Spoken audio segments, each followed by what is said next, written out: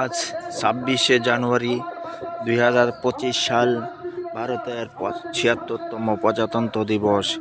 এখানে ভারতের সকল ধর্মের মানুষ, হিন্দু, মুসলমান, বৌদ্ধ, খ্রিস্টান, জাতি উপজাতি ঐক্যবদ্ধ হয়ে 76তম প্রজাতন্ত্র দিবস অনুষ্ঠানে উপস্থিত হয়েছেন। এইভাবে ভারতের সংবিধান অখণ্ড রাখতে সকল ধর্মের মানুষকে ঐক্যবদ্ধ থাকতে হবে, যাতে করে আমাদের সংবিধানে বাইরের দেশের কোনো প্রভাবশালী শত্রু পক্ষ আমাদের সংবিধানে ফাটল সৃষ্টি করতে না পারে। এই জন্য আমরা হিন্দু, মুসলিম, শিখ, বৌদ্ধ, খ্রিস্টান একের প্রতি অন্যের ভালোবাসা চির অটুট রাখতে হবে।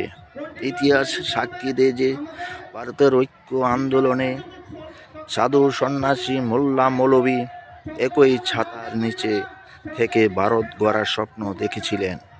সেই স্বপ্ন বাস্তবায়নে এইভাবে আগামী দিন ঐক্যবদ্ধভাবে সবাই একসাথে চলতে হবে।